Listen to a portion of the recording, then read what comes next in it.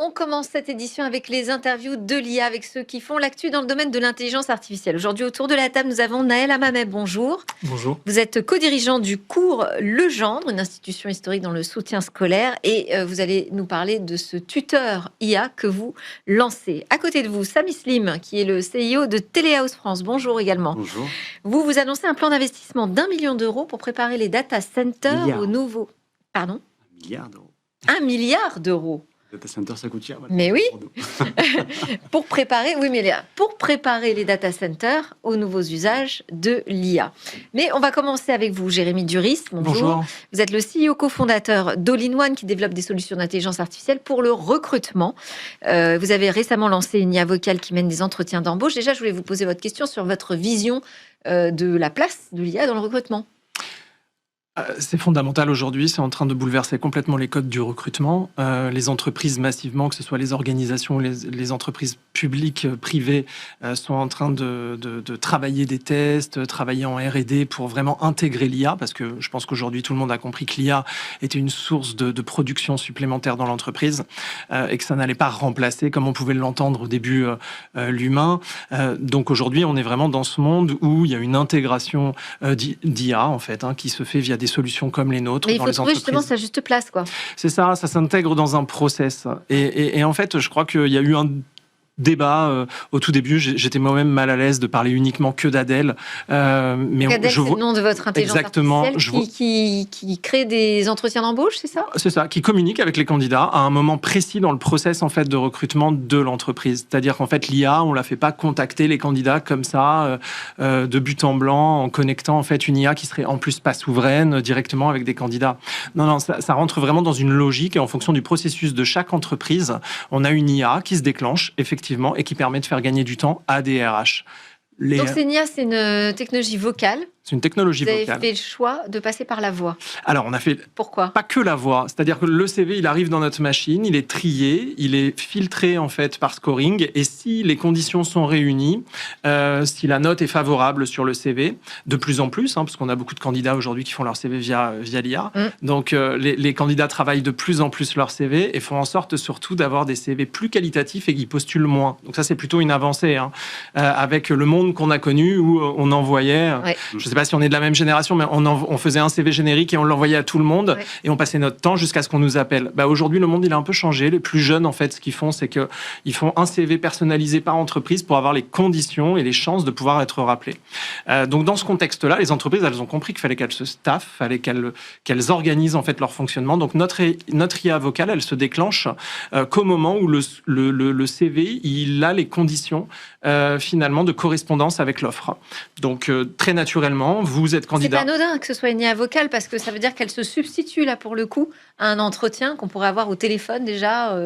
Alors, premier contact avec l'entreprise. Vous avez raison de poser la question. 80% des CV sont jamais lus et ouverts aujourd'hui dans les entreprises. C'est un énorme problème. Donc du coup, avant l'IA, on n'avait aucun moyen d'y répondre. D'ailleurs, il y avait personne pour venir le dire en interview ou quoi que ce soit parce que c'était un vrai problème, un vrai sujet. Ne pas dire aux candidats qu'on est capable de leur répondre, c'est un vrai sujet. Aujourd'hui, avec l'IA, c'est possible. Donc les entreprises sont massivement en train de s'y intéresser pour pouvoir faire en sorte, déjà dans un premier temps, de répondre, donc de soigner leur marque employeur, de faire en sorte de pouvoir parler aux candidats. Et donc l'IA vocale, elle s'inscrit en fait dans ce moment charnière en fait pour les entreprises. C'est quoi une bonne préqualification par intelligence artificielle ? Alors, c'est très basique. Si vous essayez, en fait, on a une démo possible en fait sur notre site, sur All-in-One. L'IA en fait va préqualifier, va vous poser des questions qui sont pas forcément indiquées dans votre CV. Le permis B, le rayon de votre recherche, de localisation de votre recherche. Est-ce que finalement vous avez postulé sur ce poste, mais que d'autres typologies de postes peuvent vous intéresser dans l'entreprise ? On reste vraiment sur des questions basiques qui peuvent être posées par un RH de base. Mais aujourd'hui, c'est pour vérifier aussi ce qu'il y a dans le CV. C'est ça. En fait, ça permet Test de vérité, c'est ça ? Ça permet de filtrer une fois de plus. C'est le gros taf, c'est le gros job en fait des entreprises aujourd'hui ou des organisations d'avoir des agents de recherche pour contacter en fait les CV et s'assurer que les gens qu'on va recevoir en entretien correspondent à l'offre sur laquelle ils ont postulé. Et donc du coup, l'IA en fait, elle simplifie leur process à ce niveau-là. D'accord. Et alors, quelle est l'expérience du candidat ? Parce que je comprends bien l'intérêt pour le RH, mais le candidat, lui, vit ça comment ? Alors, le candidat, d'après nos retours, on parlait des femmes tout à l'heure, par exemple, dans l'entreprise. Les femmes, par exemple, qui sont mamans solo, là, par exemple, c'est quelque chose qu'on s'est rendu compte, en fait, tout dernièrement. Eh bien, elles prennent des rendez-vous plutôt le soir, après avoir couché les enfants, etc. Alors qu'avant, c'était peut-être un problème pour elles, finalement, d'organiser leur vie en prenant des rendez-vous. Et donc, finalement, peut-être qu'elles n'arrivaient pas à changer de travail suffisamment facilement. Aujourd'hui, avec ce type de technologie, on peut rencontrer l'entreprise, on peut commencer un entretien à 12h30, après que les enfants soient couchés, parce que c'est peut-être à ce moment-là où on a plus le temps de le faire. C'est pas excluant ça, si on voit que finalement on a passé son entretien d'embauche à minuit? Non, pas du tout. C'est un sujet qui fait que la personne, là où elle a le plus de temps, là où elle est le plus confortable, ce qu'on se rend compte, c'est vraiment que les gens apprécient ce format. C'était un doute au début qu'on avait, évidemment. Ils apprécient ce format parce qu'ils entrent en fait en connexion avec l'entreprise pour la première fois. Et que souvent, dans l'IA vocale, l'entreprise va commencer à indiquer des consignes, des intégrations de leur ADN, de leur marque employeur. Donc du coup, c'est une première rencontre. Et qui fait peut-être un peu moins peur, c'est ça? Ouais, c'est ce qui pouvait manquer. Moi, je crois beaucoup en fait à ce système parce que c'est quelque chose qui, je pense, pouvait manquer en fait dans la relation du candidat et de l'entreprise. Ça fait moins peur, ça permet de se poser. Si on met un temps pour répondre, finalement, c'est pas grave, c'est un robot. Enfin, il y a vraiment cette détente en fait côté candidat. Puis les candidats, ils font leur CV, comme je disais, par l'IA aujourd'hui. Donc, du coup, ils ont bien compris que si c'était un avantage pour eux, de l'autre côté, il est logique que on ait des entreprises qui intègrent l'IA également. Alors, qu'en pensez-vous, Naël, Samy? Moi, je suis fasciné par cette logique de IA contre IA, finalement, le candidat et l'employeur. Mais ça prouve effectivement le monde dans lequel on est plongé. Je pense que ce genre d'initiative prépare la société à ce qui arrive. Ce qui arrive, c'est effectivement des personnes et des organisations augmentées par l'IA. Et donc, finalement, on va combler des pertes d'efficacité ou des situations particulières, comme les mamans solo ou autres, grâce à ce genre d'intelligence. Moi, je trouve que c'est fascinant de personnalisation au niveau de la société. Naël, qu'en pensez-vous? Moi, ce que je trouve peut-être intéressant, c'est d'enlever le biais humain. Est-ce que finalement, l'IA va avoir un biais sur le nom de famille, sur un accent, sur des choses comme ça. Ouais. Et donc, ce que je trouve intéressant, c'est finalement revenir à quelque chose d'un peu plus objectif sur les compétences, sur le fond des réponses, et d'oublier peut-être parfois un biais négatif que tu pourrais avoir des recruteurs humains. La question que je me pose ensuite, c'est est-ce que déjà les candidats savent avant que c'est une IA qui leur parle? Oui, alors bien sûr, ils prennent rendez-vous, s'ils sont dans les conditions, ils prennent rendez-vous directement sur l'agenda, en fait, qu'on leur soumet dans l'outil. Et avec cet agenda, ils peuvent directement choisir en fait le créneau. Donc ils savent qu'ils ont affaire à une IA. Ils savent qu'ils ont affaire à une IA, ils savent quel est le nom de l'entreprise, etc. Dans les IA, Bien sûr. Il y a les biais humains, mais les IA sont faits par des humains. Justement, l'outil, lui, il est programmé pour ne pas intégrer de biais, dans le sens où le recruteur a suffisamment de biais, comme tu le disais, pour ne pas en rajouter finalement. L'idée, c'est vraiment... c'est paradoxal, parce que le robot, finalement, il est dans un moment où... parce qu'il a des conditions de questionnement très robotiques, eh bien, il va ne pas rentrer dans cette logique de biais. Pourquoi ? Parce qu'il n'y a pas d'émotion. Et en Europe, je pense qu'on fait le bon choix. Le choix de finalement extraire les émotions, ce qui n'est pas le cas, par exemple, aux États-Unis, Après, il y a un moment dans la logique. Il faut le vivre entre humains, cette expérience. Et c'est pour ça. Merci. Alors, on passe à Samy Slim, donc CEO de Téléas France, qui annonce un plan d'investissement, on m'a dit, d'1 milliard d'euros dédié à l'intelligence artificielle. C'est pour préparer vos infrastructures, les data centers, aux nouveaux usages de l'IA. Mais comment ils doivent se transformer, ces data centers? Qu'est-ce que ça veut dire, se préparer à l'IA? Alors, l'IA, au niveau du data center, c'est un changement technologique fondamental, parce que les puces électroniques deviennent très émettrices de chaleur sur une surface très réduite. Ah oui. Donc les fameux NVIDIA vont dégager 100 fois, 1000 fois les GPU plus de chaleur sur des surfaces 10 fois plus petites. Et ça nous appelle à repenser le paradigme de refroidissement du data center. Telehouse, c'est la plus ancienne maison de data center au monde, donc on a créé ce métier dans les années 80, et à l'époque, le refroidissement se faisait par air. C'est-à-dire que l'air suffisait à extraire les calories de n'importe quel matériel informatique, serveur, routeur, switch ou autre, et ça suffisait finalement à construire l'informatique dans laquelle nous avons vécu jusque maintenant. Avec l'arrivée des GPU, de manière générale, des puces microgravées au nanomètre, on se rend compte que l'air n'est plus un vecteur suffisant pour extraire les calories. Donc il faut un autre véhicule qui extrait ces calories-là, et c'est souvent du liquide. Ouais, de l'eau. De l'eau. Alors c'est de l'eau en boucle fermée, attention, c'est pas de l'eau qui est... Parce qu'il y a beaucoup de fantasmes autour du data center qui consomment de l'eau. Alors les technologies modernes... Qui consomment et qui rejettent de l'eau aussi. Ou qui rejettent de l'eau. Chez Telehouse, on fait le choix de technologies qui sont en boucle fermée, de manière à ce qu'un data center comme celui qu'on construit actuellement dans les Yvelines, qui est dans son plan d'investissement d'1 milliard et qui fait 66 000 m², tout le data center consomme moins que 5 Français au niveau annuel.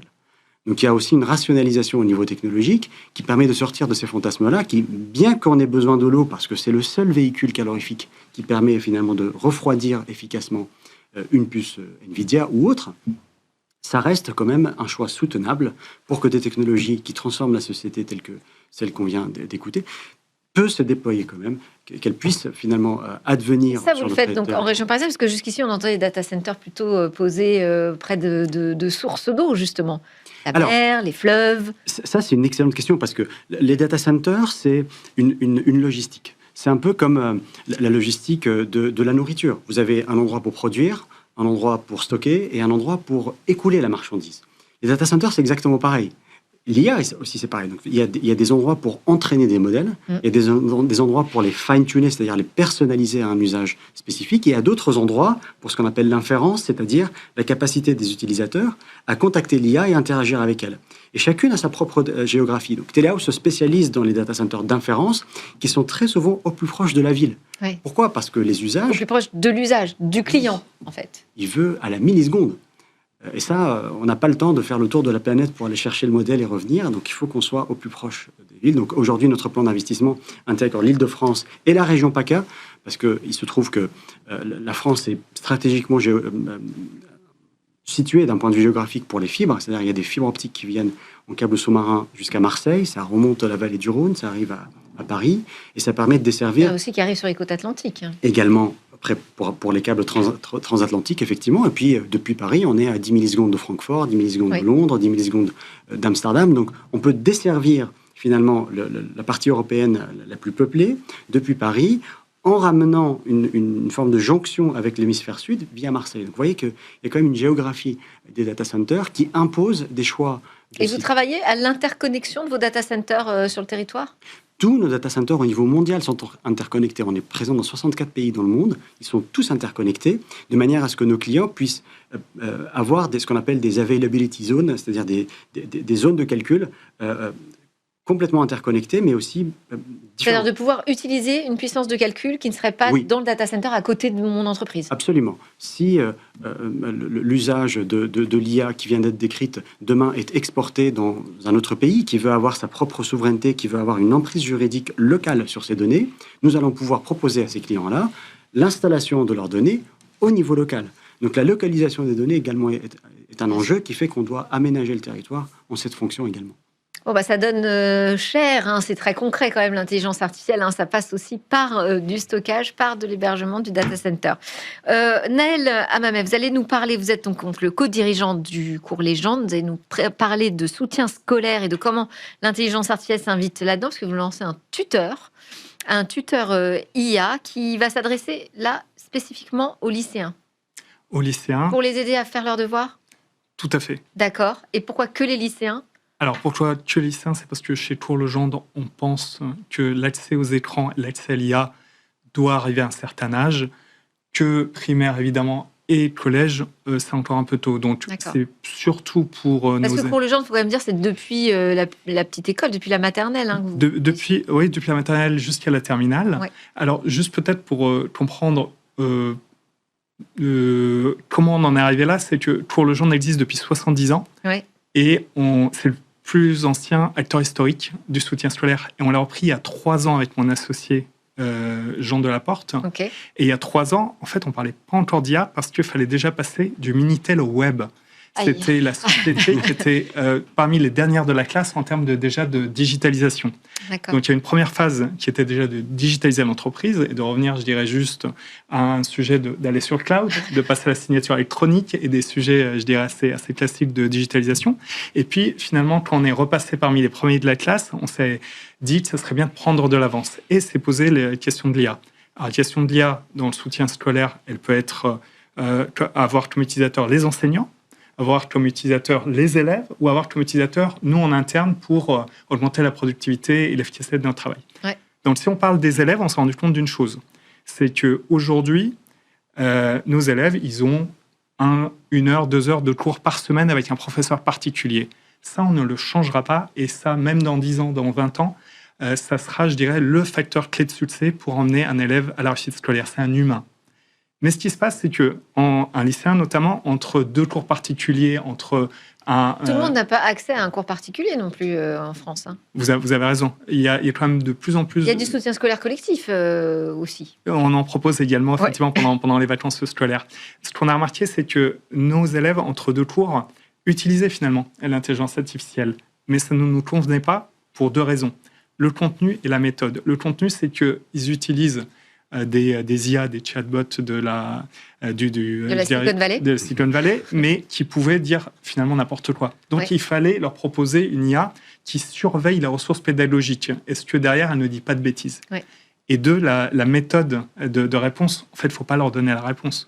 Il faut les questionner, les emmener jusqu'à mieux apprendre leur cours, mieux résoudre l'exercice. C'est très fatigant déjà quand on doit faire ses devoirs et qu'en plus on nous repose des questions.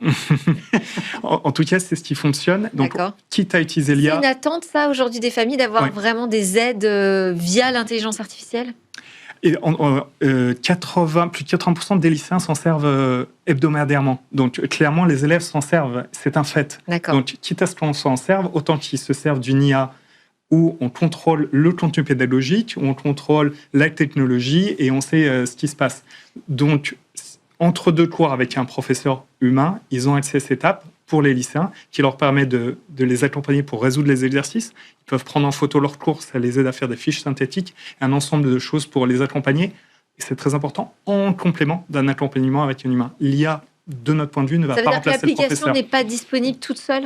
Ce tuteur IA, je ne peux pas le télécharger uniquement si vous êtes client de Cours Legendre. En revanche, avant même qu'on lance notre tutoriel, il y avait évidemment des pure players qui ont des tuteurs IA. Sûr. On pense parce que c'est un marché en pleine explosion, ça. En pleine explosion. Tout ce qui est éducatif. Bien sûr. En fait, vous avez les acteurs historiques comme nous et les autres qui proposions que des cours particuliers avec un humain. Vous aviez les pure players qui ont été lancés ces derniers mois, ces dernières années, qui proposent uniquement un tuteur IA.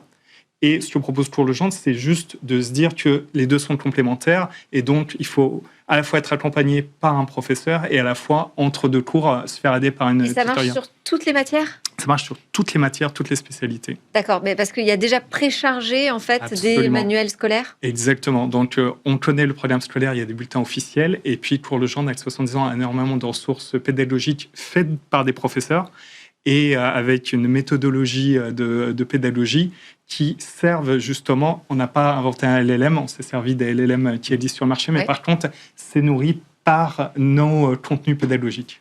Ça fait encore des choses à faire tourner, ça. Hein. C'est encore du calcul pour vos data centers. Et il y en a de plus en plus. Et en fait, on se rend compte que notre milliard, bien que moi, comme vous, j'arrive plus à mettre les zéros au bon endroit, en fait, il va rapidement être... C'est rare quand on parle en milliards en France, hein, vous savez. Mais vous savez que 30% de la croissance américaine est soutenue juste par les milliards du data center. On parle de l'économie américaine la plus grande au monde. Donc, les niveaux d'investissement qui vont être nécessaires pour que ces usages-là deviennent démocratiques, pour que tout le monde y ait accès à des prix compétitifs, sont colossaux. Et souverain. Tout à fait. C'est-à-dire qu'on n'en parle que dernièrement, finalement, mais c'est une question que nous avons énormément, et d'autant plus ces derniers jours, moi je travaille avec des grands groupes, des grandes entreprises, des grandes organisations publiques et privées. Ils parlent énormément de souveraineté. Ah, ça, c'est clé. On en parle, mais bon, il y a encore du chemin à faire. Merci beaucoup à tous les 3. Naël Hamameh, je rappelle que vous êtes le co-dirigeant de Cours Legendre, Jérémy Duris, CEO et cofondateur d'All-in-One, et Samy Slim, CEO de Téléhouse France. Je vous invite à écouter la suite, puisque je vais recevoir une jeune pousse très prometteuse qui va nous aider, qui va aider nos enfants à mieux comprendre la finance.